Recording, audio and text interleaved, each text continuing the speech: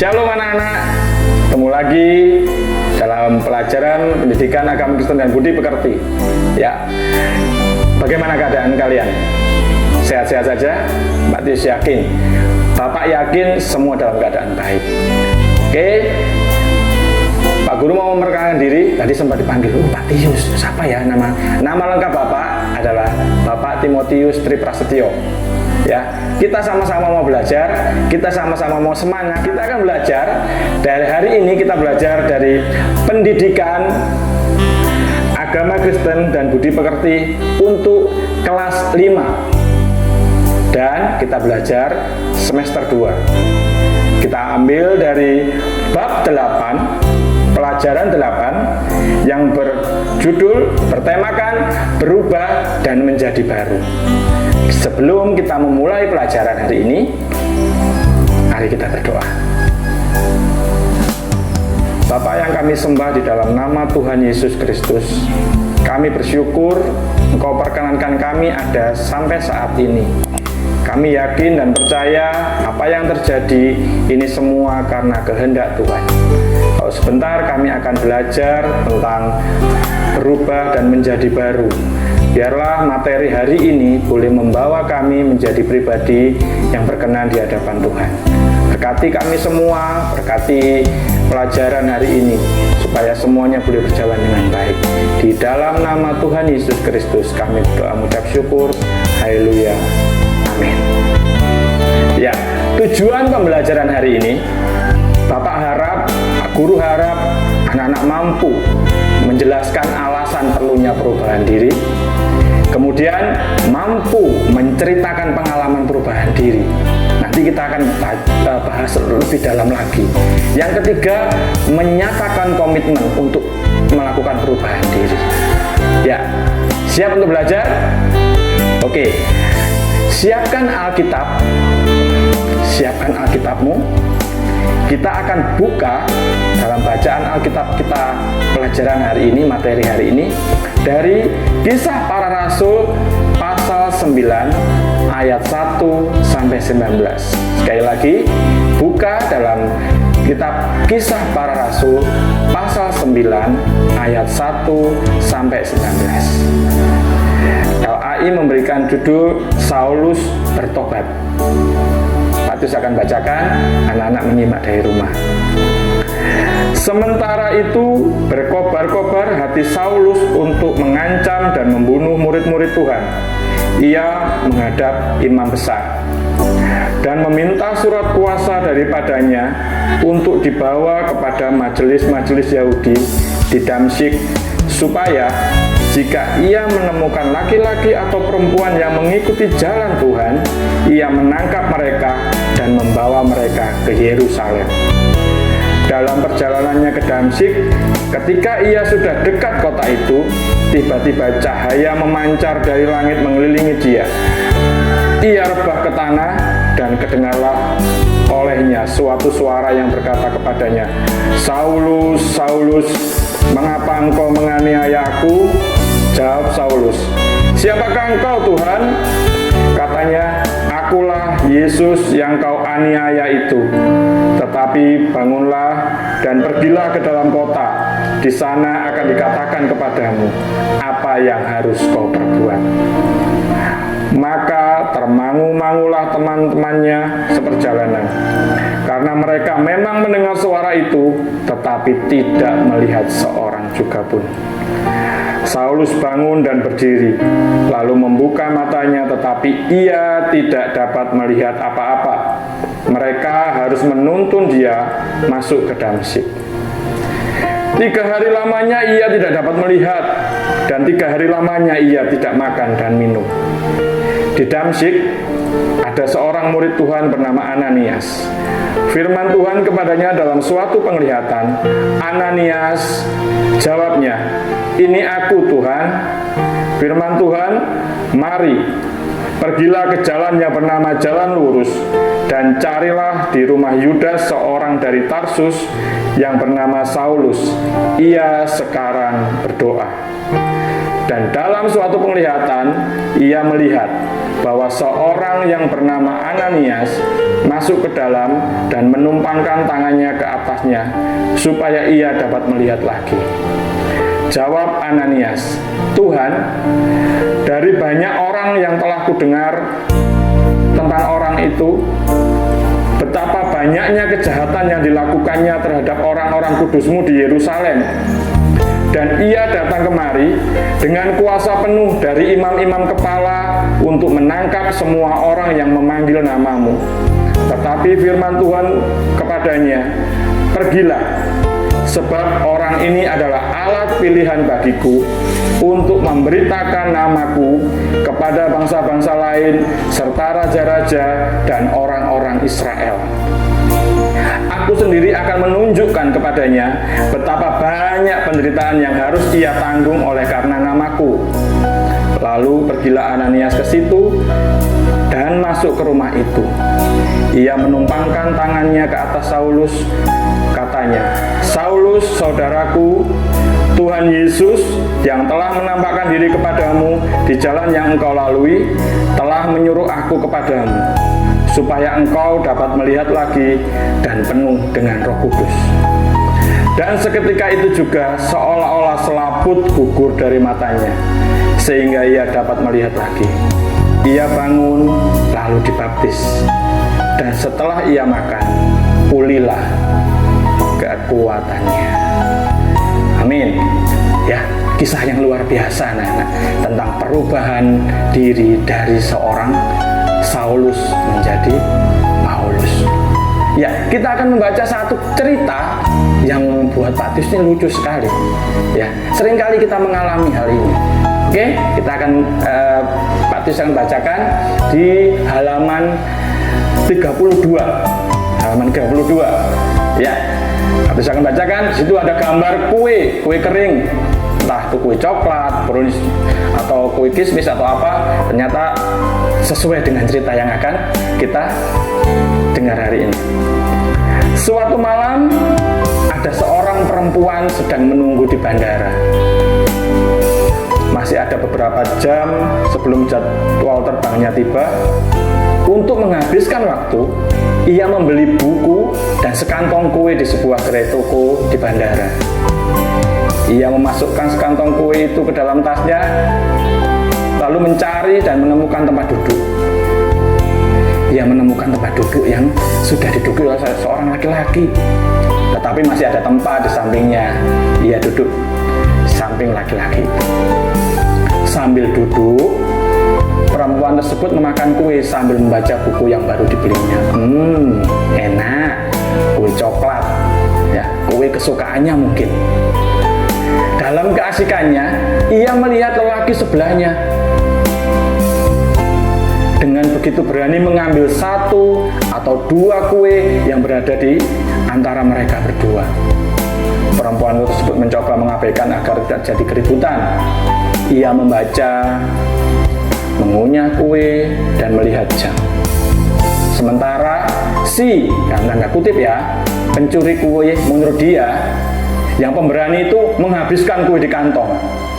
Ia makin kesal. Sementara menit-menit berlalu, perempuan itu pun sempat berpikir, kalau aku bukan orang baik, tentu sudah kutonjok dia. Hah? Tonjok? Perempuan mau nonjok laki-laki anak-anak? Ya. Setiap kali ia mengambil satu kue, si lelaki itu juga mengambil satu. Sampai tiba pada potongan kue terakhir, lelaki itu mengambilnya dan menawarkannya kepada perempuan itu. Perempuan itu berpikir, kurang ajar sekali. Sudah mencuri kueku dan menghabiskannya. Dan sekarang ia malah menawarkan kueku yang dia curi. Menyebalkan sekali. Untunglah saat itu ia mendengar pendengarnya di penerbangannya, diumumkan. Penerbangan, tujuan, biasanya di bandara seperti itu ya. Dan ia segera mengumpulkan barang-barangnya dan menuju pintu gerbang tanpa mengucapkan sepatah kata pun pada laki-laki itu. Dia pun naik pesawat. Aduh, sudah tenang, sudah tidak jadi keributan, dan duduk di kursinya. Lalu ia mencari buku yang hampir selesai dibacanya. Saat ia merogoh tasnya, ia menahan nafas karena kaget. Kenapa? Ternyata di situ ada kantong kuenya. Ia berpikir, mengapa kueku masih ada di sini? Jadi kue siapa yang tadi kumakan ya? Milik lelaki itu. Perempuan itu menyadari kekeliruannya. Ia sadar bahwa dialah yang sebenarnya si pencuri kue itu.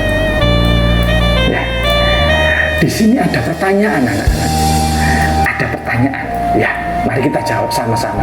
Siap? Boleh ditulis, boleh juga kita jawab sama-sama. Sama-sama. Mungkin nanti dibuat bahan diskusi buat grup WA. Ya, mungkin ada teman-teman yang sedang telepon, lihat nih di YouTube ada pelajaran agama kelas 5, pendidikan agama Kristen kelas 5. Ayo kita jawab sama-sama. Apa yang dilakukan oleh perempuan itu? Apa yang dilakukan? Ia membeli kue, ia meletakkannya dalam tas, dia kemudian tanpa dia sadari, dia sudah makan kue milik orang lain. Iya ya, tadi kan dia beli, dimasukkan dalam tas. Kok dia makan ya? Nah, apa yang dilakukannya? Apa yang dilakukan? Dia membeli kue, dia meletakkan dalam tas, kemudian dia makan milik orang lain. Ya. Yang kedua, kapan dia menyadari kekeliruannya? Ayo, siapa yang tahu? Benar. Kapan? Saat dia berada di dalam pesawat. Dia baru sadar. Ketika dia merogoh tasnya tadi untuk mengambil buku, ternyata kuenya miliknya sendiri masih ada di dalam. Yang ketiga, sikap dan perubahan apa yang seharusnya dia lakukan? Apa ya? Kan sudah nggak ketemu sama orang laki-laki tadi. Sikap dan perubahan apa yang seharusnya dia lakukan? Yang pertama, dia harus bertobat kepada Tuhan. Dia harus minta ampun kepada Tuhan. Yang kedua, dia harus merubah pola pikirnya. Dia harus merubah cara berpikirnya untuk memandang orang lain. Dan mengintrospeksi dirinya, memeriksa dirinya. Apakah dirinya sudah benar atau masih berdosa, masih salah. Tidak perlu menyalahkan orang lain. Itu dari inti dari cerita tadi. Jawaban dari itu. Bisa menyimak? Oke, kita lanjutkan kembali. Kita akan lanjutkan dengan cerita Alkitab yang tadi kita sudah baca. Ya, kita akan baca di sini. Paulus memiliki nama asli Saulus. Ia seorang Yahudi yang sangat setia mempertahankan hukum Taurat agama Yahudi. Dengan segenap kemampuannya, ia berusaha membaca semua aturan yang dikeluarkan oleh imam besar. Waktu itu, banyak pengikut Kristus dicari oleh imam-imam besar untuk dianiaya, dimasukkan ke dalam penjara, dan ada yang dibunuh. Saulus adalah seorang pemuda yang sangat membenci pengikut Kristus. Karena itu, ia menjadi salah satu pemimpin pasukan orang-orang yang mengejar dan menyiksa orang-orang Kristen. Kita tahu latar belakang awal dari Pak Saulus. Dia seorang yang membenci murid-murid Tuhan. Kita tahu jemaat-jemaat awal mereka beribadah bersama-sama, meninggikan nama Tuhan Yesus Kristus. Tapi Saulus tidak senang karena tidak sesuai dengan hukum Taurat menurut yang dia pelajari. Suatu hari, Saulus meminta surat kuasa kepada imam besar untuk mengejar dan membunuh para pengikut Kristus. Ketika dalam perjalanan ke Damsyik untuk mencari pengikut Yesus, tiba-tiba Saulus disinari cahaya yang sangat besar, sehingga Saulus menjadi buta karena cahaya itu. Tiba-tiba dari dalam cahaya itu terdengar suara yang memanggil Saulus, katanya, "Saulus, Saulus, mengapa engkau menganiaya aku?" Jawab Saulus, "Siapakah engkau, Tuhan?" Jawabnya, "Akulah Yesus yang kau aniaya itu." Sekarang bangunlah dan pergilah ke Damsyik. Di sana engkau akan bertemu dengan seorang murid Kristus yang bernama Ananias. Lalu Saulus ke Damsyik dan bertemu dengan Ananias. Ananias menumpangkan tangan atas Saulus dan berkata, "Saudaraku Saulus, Tuhan Yesus yang telah menampakkan diri di jalan yang engkau lalui, Dia menyuruh aku kepadamu supaya kamu dapat melihat dan penuh dengan Roh Kudus." Seketika itu juga Saulus waktu itu ya, dapat melihat dan ia dibaptis. Setelah Saulus bertobat, namanya diubah menjadi siapa? Peter, menjadi Paulus yang kita dengar sekarang, Rasul Paulus. Paulus menjadi terkenal sebagai pengikut Yesus yang mewartakan Injil ke seluruh kota, terutama di kota Roma. Ia meninggalkan kebiasaan buruknya dan menjadi murid Kristus yang menceritakan kebenaran Allah di seluruh dunia. Saulus adalah tokoh yang mudah kita temui dalam kehidupan sehari-hari. Merasa diri paling benar, kemudian menyalahkan orang lain dan menyiksanya. Saulus tidak menyukai orang Kristen karena menurutnya orang Kristen adalah orang-orang yang melanggar hukum Taurat. Karena itu pantas dihukum dan disiksa. Saulus merasa memiliki hak untuk menghakimi orang Kristen. Namun Tuhan tetap menyayangi Saulus.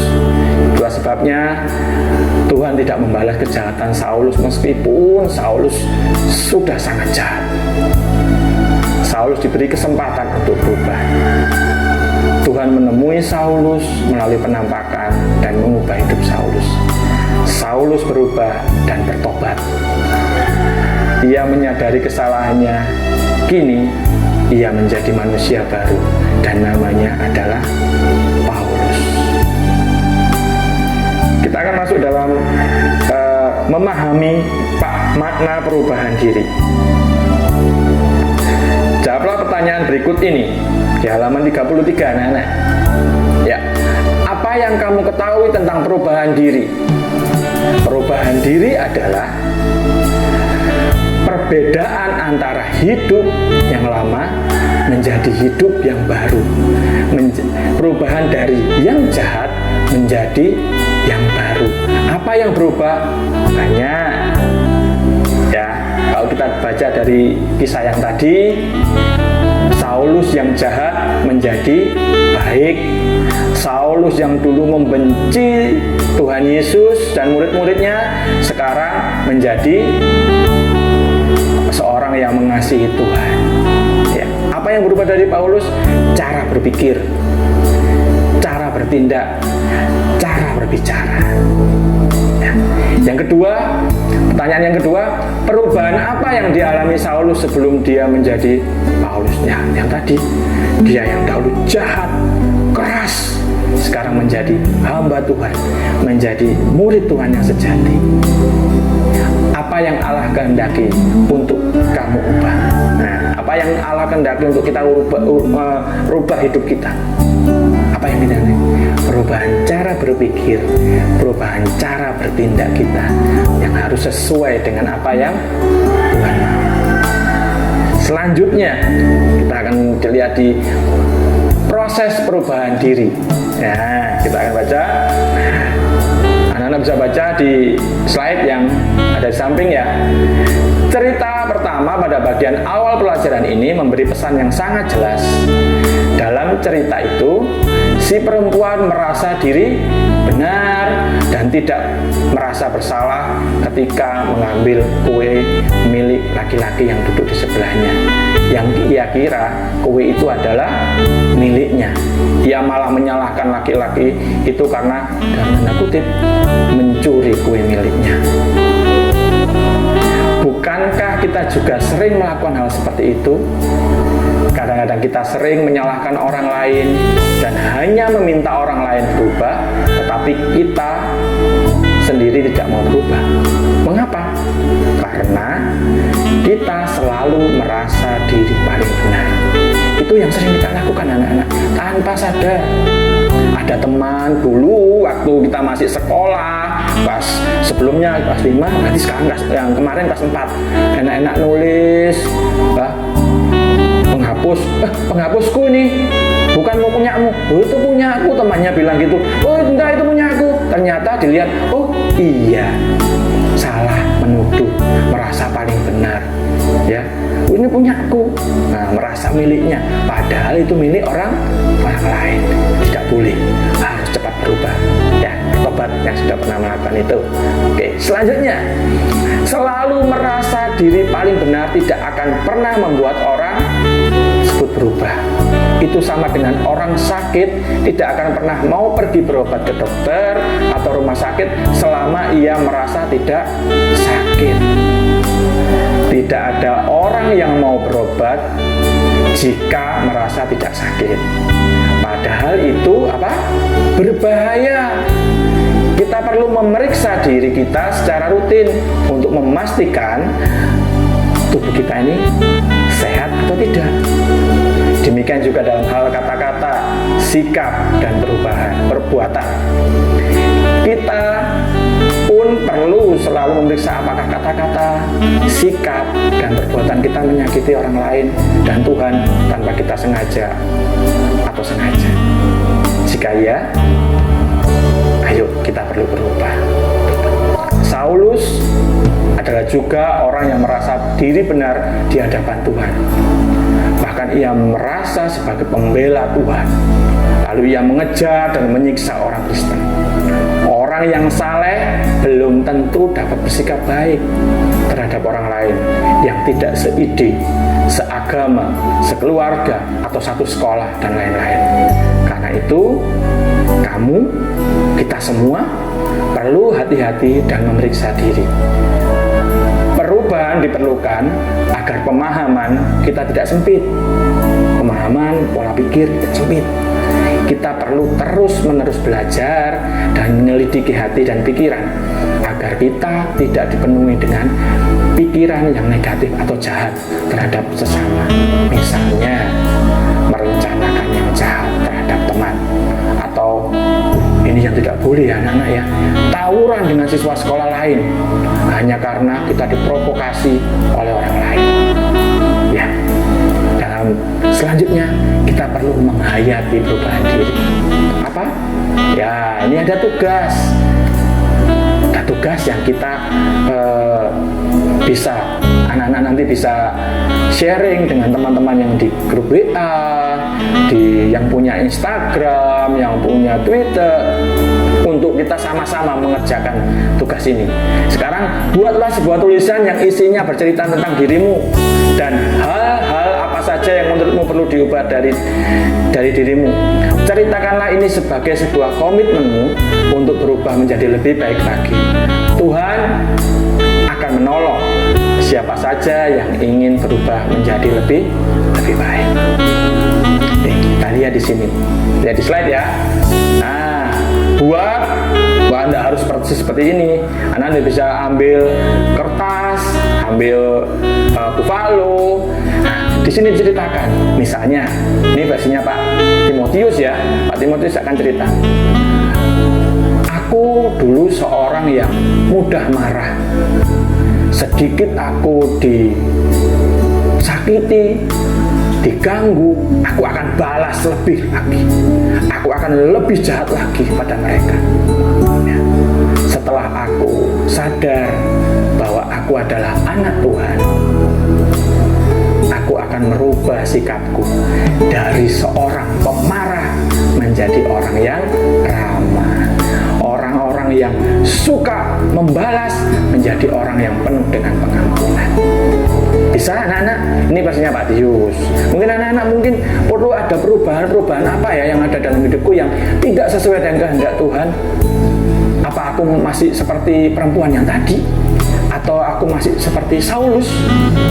Tapi ceritakan yang tadi ya, di kertas buffalo, di kertas, mungkin kertas buku tulis, ceritakan tentang dirimu dan perubahan yang kamu alami. Kita mau memuji Tuhan ya, kita ada belajar dari lagu anak-anak. Judulnya Perubahan Besar, diambil dari pelengkap Kidung Jemaat atau PKJ 239 di bawah ini. Boleh tepuk tangan anak-anak, sambil bersukacita, boleh bangkit berdiri. Perubahan besar di kehidupanku sejak Yesus di hatiku. Jiwaku bersinar terang yang cerah sejak Yesus di hatiku. Sejak Yesus di hatiku. Sejak Yesus di hatiku.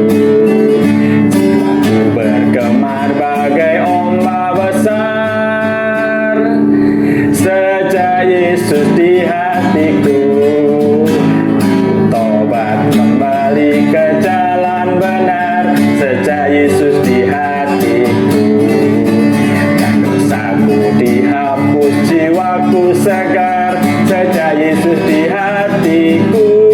Oh, sejak Yesus di hatiku. Sejak Yesus di hatiku.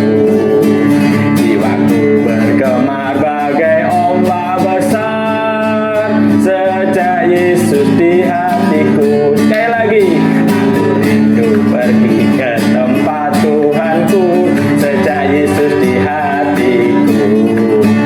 Aku riang gembira berjalan terus sejak Yesus di hatiku. Sejak Yesus di hatiku. Sejak Yesus di hatiku. Jiwaku bergemar bagai ombak besar sejak Yesus di hatiku. Woi, sudah sukacita ya anak-anak ya. Terima kasih. Ya, di sini juga ada pertanyaan ternyata. Ada pertanyaan.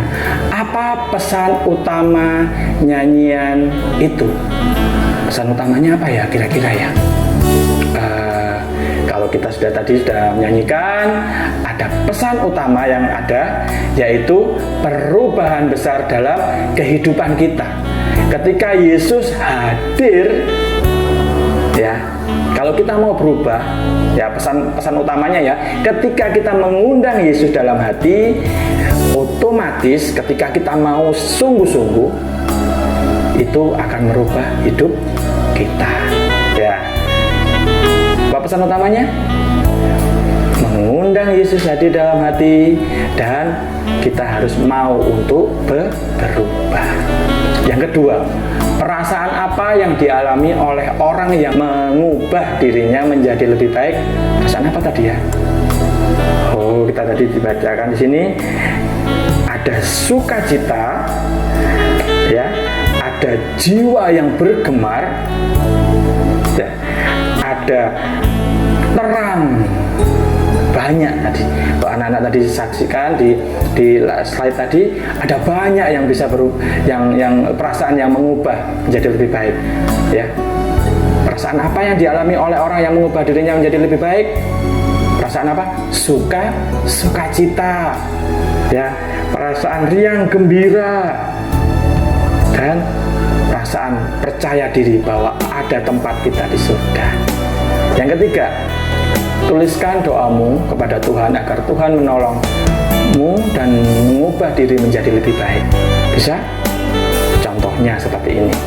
Tuhan Yesus, ampuni aku telah berubah menjadi yang tidak baik. Saat ini aku datang kepadamu, ubahlah hatiku menjadi pribadi yang lebih baik, menjadi pribadi yang berkenan kepadamu. Tolong aku ya Tuhan, di dalam nama Tuhan Yesus kami berdoa. Amin. Nah, seperti itu bisa. Oke, rangkuman pelajaran kita di pelajaran 8 ini yaitu perubahan menjadi sebuah kebutuhan bagi setiap orang agar menjadi lebih baik. Hal itu ditandai dengan perubahan pikiran, kata-kata, sikap, dan perbuatan yang semakin sesuai dengan kehendak Tuhan. Tuhan menolong dan memberi kesempatan kepada kita untuk berubah dan menjadi manusia baru. Mari kita berdoa. Allah yang baik, tolonglah kami anak-anak-Mu memeriksa diri kami dan melakukan perubahan pada kata-kata, sikap, dan perbuatan agar kami mencerminkan ajaran-Mu dalam kehidupan kami sehari-hari. Amin. Shalom, Tuhan memberkati. Tetap semangat. Haleluya.